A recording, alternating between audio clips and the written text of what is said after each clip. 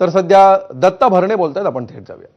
मुख्यमंत्री आणि दोन्ही उपमुख्यमंत्र्याचं माझ्या राज्याच्या सर्व शेतकऱ्यांच्या वतीनं मी त्या तिघांचंही निश्चित प्रकारे आभार मानतो. सातत्याने विरोधक हे कर्जमाफीचा मुद्दा घेऊन जात होते. रोजगार निर्मिती सुद्धा मोठ्या प्रमाणात केली जाणार आहे असं निश्चित प्रकारे हा अर्थसंकल्प आपल्या सगळ्यांना एक दिलासा देणारा अर्थसंकल्प आहे.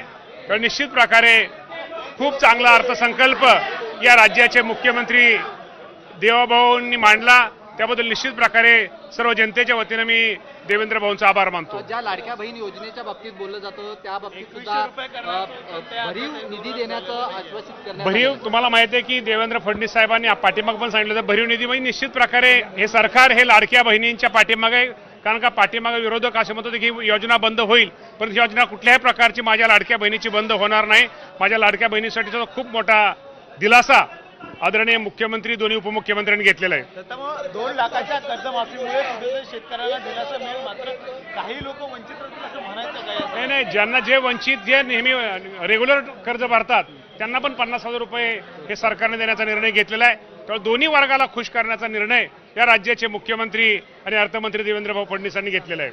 असं वाटतंय की ज्या पद्धतीने हे सगळे कर्जमाफी होत असताना सक्षमकडे नेण्यासाठी शेतकऱ्यांना कुठेतरी कमी पडतं, त्यासाठी एक वेगळी तरतूद देखील करण्यात आली.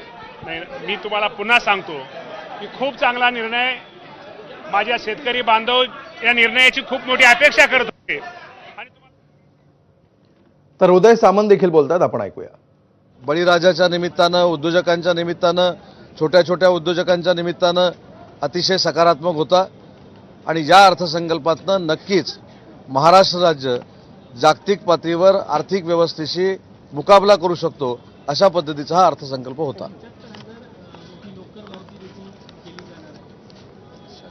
नाही, शासकीय नोकर भरती नक्की किती झाली याचा देखील उल्लेख माननीय मुख्यमंत्री महोदयांनी केला आहे. आणि ती सोडून पुन्हा एकदा 75,000 नोकर भरतीचा निर्णय या अर्थसंकल्पाच्या निमित्तानं माननीय मुख्यमंत्री महोदयांनी जाहीर केला. एकीकडे तिसऱ्या मुंबईची तयारी सुरू करायचा उल्लेख केला, दुसरीकडे गावातले रस्ते सुद्धा आता पीसीसी होताना पाहायला मिळणार, जे मुंबईमध्ये आतापर्यंत पाहायला मिळत होते. याचाच अर्थ असा आहे की ग्रामीण भागाचा विकास देखील शहराप्रमाणे झाला पाहिजे, ही त्याच्यातली संकल्पना आहे. आणि 1,000 लोकवस्तीच्या वाढीपर्यंत जर कॉन्क्रीटचा रस्ता जाणार असेल तर वर्षानुवर्ष पुन्हा त्या रस्त्याकडे बघण्याची देखील आवश्यकता नाही. आणि शहराप्रमाणे देखील ग्रामीण भाग विकसित झाला पाहिजे, हे त्यातलं त्यामागचं धोरण आहे. तो हिंदी में जानना चाहेंगे, बजट पेश किया गया आज महाराष्ट्राचा अर्थसंकल्प महाराष्ट्राच्या विधिमंडळामध्ये पहिल्यांदाच महाराष्ट्राच्या माननीय मुख्यमंत्र्यांनी मांडला. हा अर्थसंकल्प मांडत असताना आमचे नेते दिवंगत आदरणीय दादांना हा 12वा अर्थसंकल्प त्यांनी समर्पित केला. आज दादा जर असते तर हा अर्थसंकल्प सुद्धा दादांनी मांडला असता. त्याची जाणीवपूर्वक आठवण ठेवून हा अर्थसंकल्प अजितदादा पवार साहेबांना समर्पित केल्याबद्दल महाराष्ट्र सरकारचं आणि आदरणीय मुख्यमंत्र्यांचं मी मनापासून आभार मानतो. खरं तर हा अर्थसंकल्प अगदी थोडक्यात सांगायचा झाला तर 4 सूत्रीय जे आदरणीय मुख्यमंत्र्यांनी अर्थसंकल्पाच्या शेवटी सांगितले, तर शेवटी हा अर्थसंकल्प महाराष्ट्राच्या विकासाचा एक चौफेर चौकार या 4 सूत्रामुळं या ठिकाणी होणार आहे.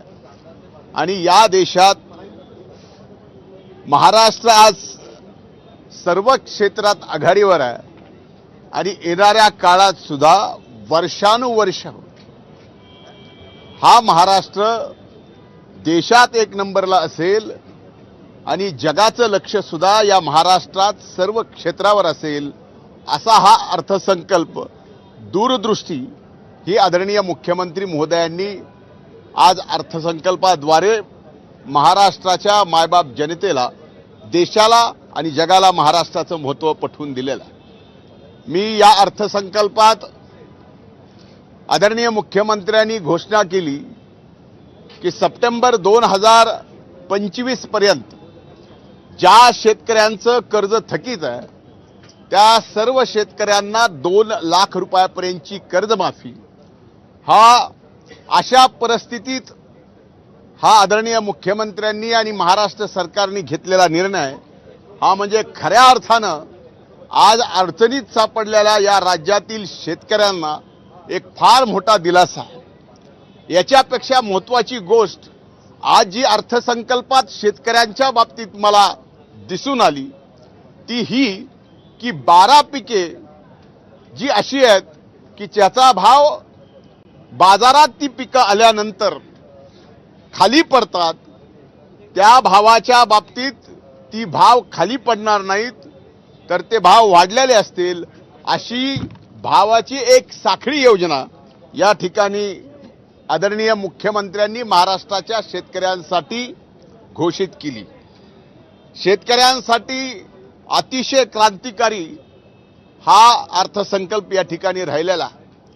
उद्योग क्षेत्रामध्ये महाराष्ट्र आज गुंतवणुकीमध्ये बाहेरच्या 1 नंबरला आहे, पण भविष्यात सुद्धा उद्योगामध्ये परदेशी गुंतवणूक वाढावी आणि इथं सुद्धा उद्योजकांनी पुढे यावं आणि त्यातून या महाराष्ट्रातल्या तरुणाईला फार मोठ्या प्रमाणात रोजगार मिळावा याची सुद्धा तरतूद या अर्थसंकल्पामध्ये या ठिकाणी केलेली आहे।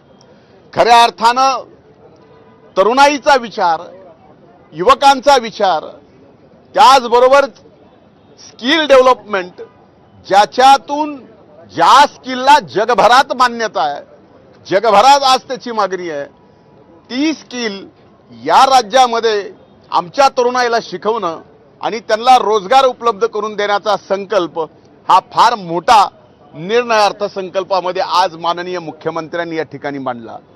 त्याचबरोबर या महाराष्ट्रामध्ये सिंचन क्षमता वाढवण्यासाठी नारपारच्या खोऱ्यातून गोदावरीत पारी 54 TMC पाणी आणण्याच्या संबंधातला निर्णय असो, त्याचा सुधारित मान्यतेचा निर्णय असो किंवा विदर्भातल्या आणि पश्चिम महाराष्ट्रातल्या आणि खानदेशातल्या मोठ्या नद्यांना जोडण्यासंबंधितले निर्णय असो, हे सुद्धा फार मोठ्या प्रमाणात एक शेतकऱ्यांची शेती पाण्याखाली आणण्यासाठी महत्त्वाचं आहे आणि नुसती घोषणा केली नाही तर त्यासाठी आर्थिक तरतूद सुद्धा या ठिकाणी केलेली आहे। या वर्षी संबंध महाराष्ट्र नाही तर देश। तर हा अर्थसंकल्प सादर झाल्यानंतर हिंगोलीमधून काही शेतकऱ्यांच्या प्रतिक्रिया आपल्यापर्यंत येत आहेत, बघूया।